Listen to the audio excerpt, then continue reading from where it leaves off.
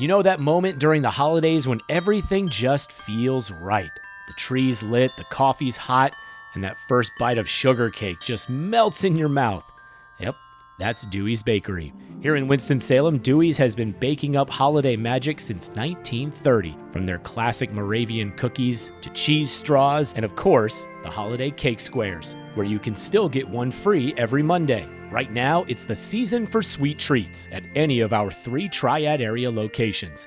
In Winston-Salem at Thruway and Renolda Manor, plus one in Greensboro at Friendly Shopping Center. Easy holiday ordering is also available at local.deweys.com. It's also the season for raising sweet dough for your organization. Just contact any Dewey's store for more information on how you can set up your own holiday fundraiser, where 50% of the items sold go immediately back to your organization. Plus, holiday stores are popping up from mid-November all the way until Christmas Eve. In the Triad and beyond, these special holiday shops will assist in raising money for nonprofits, and the locations can be found by visiting deweys.com. So make the holiday special for the ones you love and others with Dewey's Bakery, home of free Cake Square Monday all year round. Dewey's, celebrate every day. This is the Triad Podcast Network. Hi, everyone. Thank you for joining us for our monthly real estate episode with Blake Ginther from the Ginther Group in Winston-Salem. Man, it's almost holiday time. It's getting fun right now. Turkey Day, Christmas, Hanukkah, whatever holidays you choose to celebrate in your home. An early happy holidays to all of you out there in our wonderful listening audience. Blake, how are you, my friend? I'm great. You're saving me from my office potluck where I would begin to get in Thanksgiving shape. What do you bring to the potluck? Well, since I knew I couldn't go to this one, I don't, my office contributed, like, I think we did some salad and some some dressing maybe. For the record, like, I'm a stuffing guy. Some people are dressing people. Some people, I'm a sausage stuffing kind of guy with like some croutons still like visible, right? But and I'm also like a pumpkin pie person, which bothers people. It does. I know some people are sweet potato pie. There's a big difference. Big difference. Brother, you and me are parking our car in the same garage. We are. I love it. Look, stuffing and pumpkin pie is Thanksgiving, in my opinion. Yes, absolutely. And do you say pecan or pecan? Pecan pie, pecan. Dude, we are simpatico already. Yeah, and people who say pecan, like, that must be a geographic thing. I don't know. That's weird, but each their own. My grandfather on my dad's side used to always say, pecan is the pie. Pecan is something where you go number one. Yeah. I agree with him wholeheartedly. All right, let's talk real estate. Blake, what does the moment right before the holiday season start typically mean in our local market? And then what are you seeing in the 2025 version of our pre-holiday moments of the calendar? Well, I don't know. I think the weather's helping. We had that random colder spell in like late October that everyone got worried. Like, are we going to have a terrible, terrible November? It's been a beautiful November. And I think that has helped. We're still pretty wide open, in a great way for real estate. You never know, right? You never know, but we're going to have probably our best December ever, based on what's pended right now. And we're going to have our best year since 2020. I think the market is super solid. Like, it's just like we talked about it. It's just this normal, great market. It's still hard. The biggest challenge is getting people's expectations in alignment, right? In with reality. Both buyers and sellers, frankly. But the inventory is still lower than it really ideally would be. But when you mix in the low buyer pool that we're just going to be staying around here with, the average age, and we can get into this later, but the average age of the first time home buyer, did you see this, by the way? No, I know it's a lot higher, right? Yeah. Well, just guess, Adam. What do you think the average age of a first time home buyer is? Oh, it's got to be at least, I would say mid-30s. Yeah, so it just like literally a decade ago was like 31, right? It's Yeah. 40. It's 40. 40? 40. That's so sad. Isn't I mean, dude, that is also telling of the challenging, you know, elements of real estate right now. So I mean, it's just it's an affordability challenge, right? Yeah. And we're the affordable. I like to say we're like the most fun offering, lots to offer, affordable North Carolina city, right? Location, Triad is. So, Yeah. but I just long-windedly gave you the real estate market update. 40 years old. That's stunning.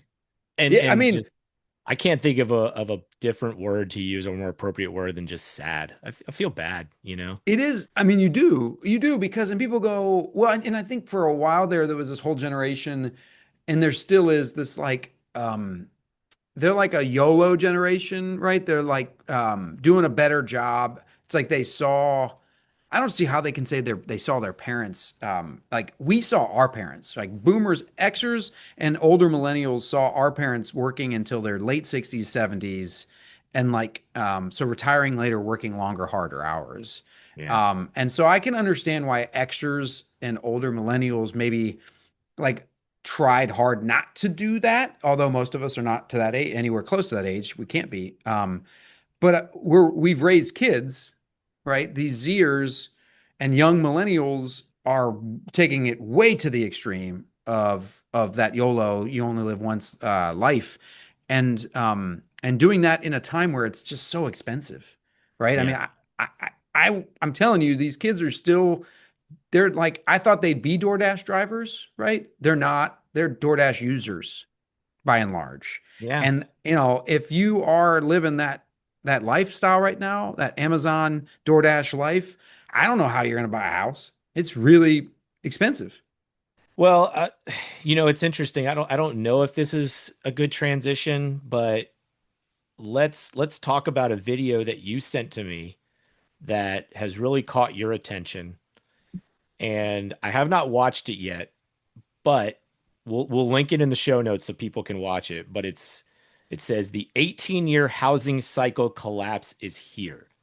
You want to talk about a somebody trying to get somebody trying to get some clicks just based on a headline.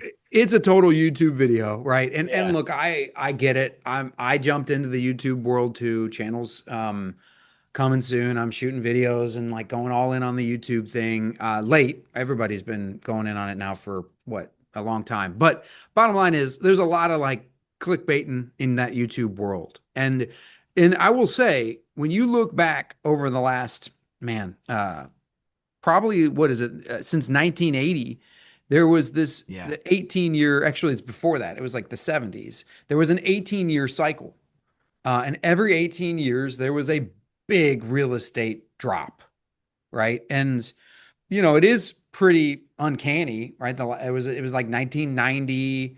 I think the one that they start with using as data, that this data researcher found, was like, what, I guess 72. No, that's terrible math. No, yeah, 72, 90, 2008, 2026. And here's where I'll tell you, the video then goes on, by the way, to kind of dispute this. And what I'll say is what they couldn't accounted for, and it might have been legit. Like we might have been heading that way, except COVID, except a pandemic. Pandemic Mhm. drastically changed everything, and therefore I don't. I think most people, like NAR is projecting crazy increase in sales next year, like 15% more sales next year. I don't really agree with that per se. I don't really know if affordability is going to change that much, for us to see that kind of increase. I do think nationally we bottomed out at 4 million in 24. I think we'll Yeah. probably be somewhere in the 4.2 ish range this year, and I think we'll probably be somewhere in the 4.3, 4.5 next year. Yeah. So, everyone uses this word collapse, and it seems like the confusion continues to be collapse versus just a decrease in growth. Like we're not growing at this breakneck pace that we were shortly after COVID. And just because it's slowing down from those levels does not mean we're headed for a collapse.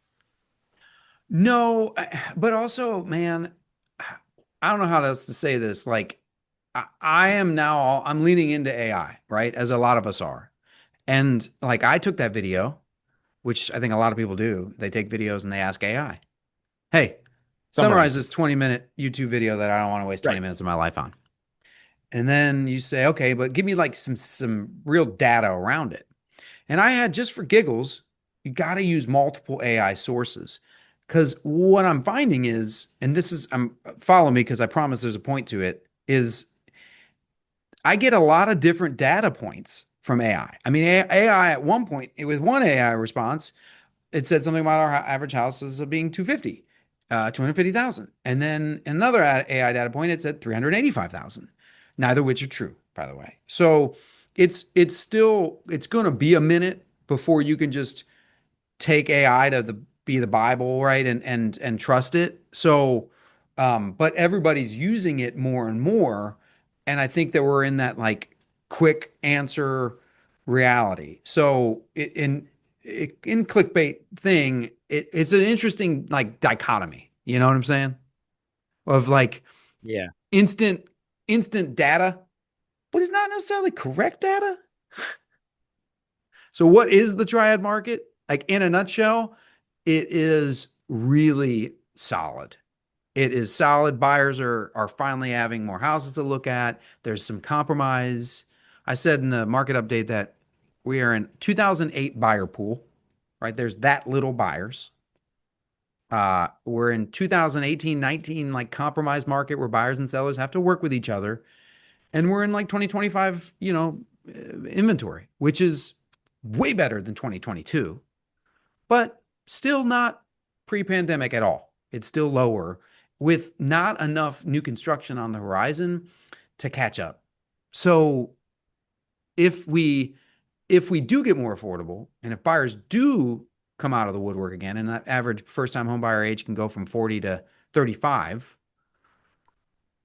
we better see new construction pick up or we're Yeah. going to be way back. We'll be right back to a tight inventory. Yeah. Well, I'm glad that, like just like a good journalist would do, you got to have multiple sources. And so when you're getting AI summaries of videos, you're going to multiple sources to do it. I mean, look, everybody loves Chatty G. There's others. You got to Yeah. use others. And Chatty's been around longer, so Chatty is probably one of the more accurate AIs. But obviously Google's Grok is pretty darn good. You got to use others. It's time to get serious about your financial future. It's never too early, but it could be too late to get started. And that's oftentimes the hardest part, getting started. How much do I save? Where do I invest? Do I save for college or retirement? How much for each? And who do I talk to about it all? Okay, we'll keep things simple for now and help you answer the last one. We recommend you begin with a local financial advisor, and that's Jennifer Johnson of Three Magnolias Financial Advisors. She'll sit down with you for a complimentary introductory consultation and go over all of your questions. Get started on the path to achieving your financial goals. Visit 3magnoliasfinancialadvisors.com or call 336-701-1600. Get comfortable with your financial future. Three Magnolias Financial Advisors. Retirement, financial planning, and investments. Securities offered through Private Client Services. Member FINRA SIPC. Investment advisory services offered through Three Magnolias Financial Advisors. Three Magnolias Financial Advisors and Private Client Services are not affiliated. Private Client Services is under separate ownership from any other named entity. Okay, so just to recap, people can watch the video again. We're going to link it in the notes, but what's true and what do you think is, I don't want to say false, but what's true and what is maybe not something they're saying that's not totally the whole story? Okay. Well, I guess the first thing that is true is the buyer demand, right? Yeah. Is the buyer demand is, I mean, it is low. The other thing that's true is that there have been 3 in a row 18-year dips. where the market has like come to a halt, right? Mm. That happened. That happened in the early 70s, it happened in 90, and it happened in '08. So, is it going to happen in 26? Well, probably not. And it probably would have if it weren't for the pandemic changing the inventory. Um, because we don't have we have, as the video itself, by the way, goes on to say, the second half of the video is basically disputing the whole first half of the doom and gloom, which is saying we don't have enough new construction. We've been, because of '08, because '08 was so bad, we were set. That 18-year cycle was probably dispelled because of how bad '08 was. And it was way worse than 90, and it was way worse than 72. Yeah. So you combine how bad '08 was with the pandemic, that dispels it. But the new construction development implications, that's what AI wanted me to talk a lot about, and it's the biggest factor as to why we don't see it, combined with the lower buyer pool.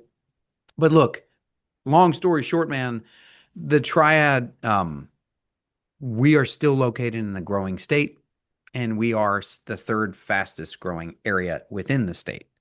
Yeah. So I mean, we're we're great.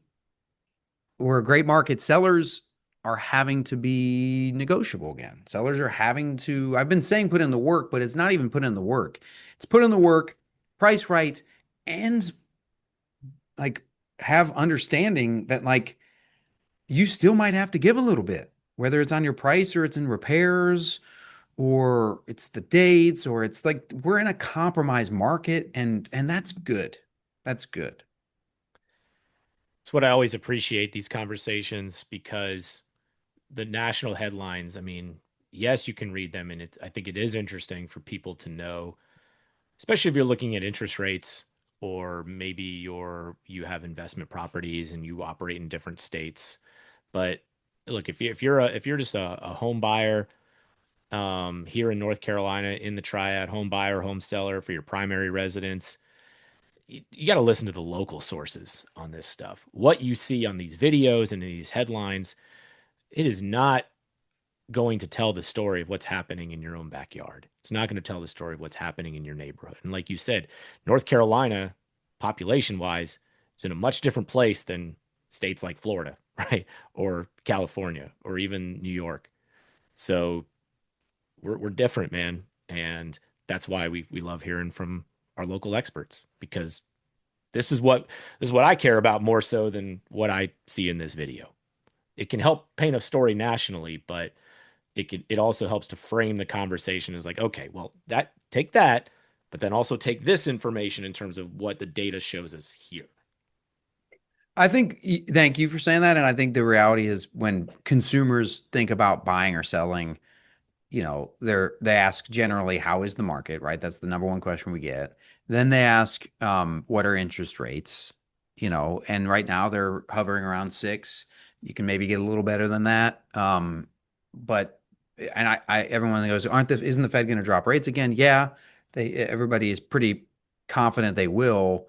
But again, I don't think rates are going to be terribly different. I think, we're going to be hovering in those upper fives, low sixes for the foreseeable future.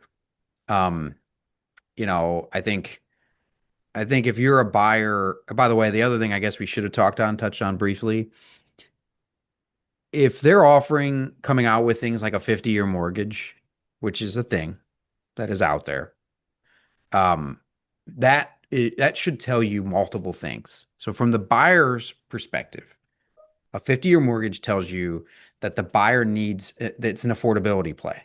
If that's it. They're just lowering the payment. By the way, on a 15-year rate, your interest level, your interest payment, your interest percentage is lower, right, than a 30. Well, between a 30 and a 50, it's not. Yeah. So it is 100% just a play to lower your payment. Don't ever Google what an amortization calendar schedule looks like on a 50-year mortgage. Okay, don't do it. It's Yeah. brutal. Because think about how much interest you pay in the on a early 30. years on a 30. Yeah, yeah, Then yeah, then yeah. extrapolate that to a 50. It's brutal. Don't do Yeah. it. But the reality is, as a consumer, you need to hear that and you need to go and like, look, no judgment. If you need an affordability, I would tell a 20 something year old, a 30 something year old, frankly, any age something year old who it's tough right now. If they can afford a 50, if the 50-year mortgage versus the 30-year mortgage allows them to buy the property versus rent, yeah, do it. No judgment if that's the right play for you right now monthly. And the reality is, everybody says they're going to buy their dream home and or their forever home. That's not really normally a thing. It'll probably be in your home 7, 8, 9 years. It has, by the way, gone from what was 7 to now it's 11. The average consumer stays 11 years. And so, like, but you'll probably refinance. If you use a 50-year mortgage right now, the chances of you refinancing in the coming years are high, high. So, no judgment. Now, on the flip side, sellers, I need you to hear a 50-year mortgage being tossed out there, right? I need you to, why would they be doing that? And then I wasn't going to talk about this today, Adam, but since I'm on a roll and heavily caffeinated, I'm going to tell you that sellers are rejecting offers at a higher clip than I can remember ever in my 21 years. Just straight up rejecting offers. Why? And the number why is because they're not used to negotiating. They didn't think they would have to give. And we saw an offer on a $400,000 house. We got a 360 offer, and the seller's like, "That's offensive," right? And that's like, look, that's a quick math, right? That's 10% off. And that is lower than sellers are accustomed to. We're averaging about the market is averaging about 3% off. And so a seller is probably expecting a 380 offer and meeting at 390 in our current market. 3% off would be what, 388? So that's about what they're expecting. What I will tell you is the first offer is usually your best offer was a phrase that we used forever. And I'll say the first buyer is usually the right buyer. And you got to make it work. So when you hear 50-year mortgages, know that we don't have enough buyers. That's long-windedly, that's what I'd like sellers to hear. Love that. I feel like we should do a separate episode on this 50-year mortgage thing. Like, Oh, we need more time for this. It's created a lot of buzz. Yeah. I Okay. think that I rushed to judgment on it, and I'm gonna just say that out loud and say, like, shame on me a little, because who am I to say, like, if it's better than renting, right? Don't look up the account. Don't do it. Don't if you're a buyer and you're considering it, just don't even look at the amortization schedule. Like, you shouldn't even on a 30-year. It's painful, let alone on 50. Okay. We're going to do this. We're going to have a longer conversation about this. The audience deserves it. Well, I mean, anytime there's like a buzz thing like this, I feel like we got to talk about it. Yeah. All I'll say is we're going live on more listings than I can ever remember in 21 years, in November, Thanksgiving, right? So it's a little unusual. Maybe it's weather, inventory still being lower. Because I just said buyer pool's low, so I'm not really sure. Yeah. But it tells you it's a good thing. It tells you that a lot of people are getting off the fence, are getting ready to like just move to the next chapter. Yeah, that's good. That needs to happen. Yeah, man. Okay. It's great stuff, Blake. Is I love it? this. I Yes. don't know, Adam. You brought time will tell. In this potluck of podcast conversation, you served up some really good opinions and commentary.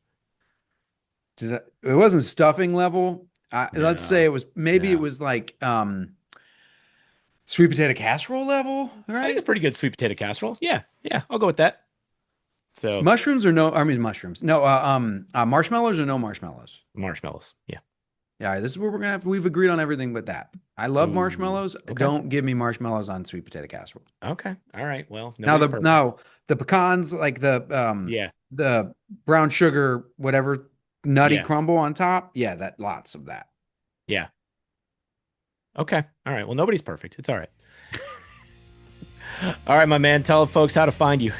336-283-8689, 283-8689, theginthergroup.com. Great stuff today, man. As always, enjoy your turkey day next week. Good to see you, and go app, huh? Yeah, we need it. Hey, thanks for listening to this episode on the Triad Podcast Network. Our mission is simple: provide information, advice, and stories about the people and places that make the North Carolina Triad such a great place to be. You can find us by searching Triad Podcast Network on Apple Podcasts, Spotify, pretty much wherever you like to listen. If you like what you heard and want to support the show and those that contribute, we would truly appreciate a rating and review on your favorite podcast app. It helps spread the word along, as do your shares on social media. You can find us on Facebook, Twitter, Instagram at Triad Podcast. To get in touch with us, simply email info@triadpodcast.com. Thanks for listening. This is the Triad Podcast Network.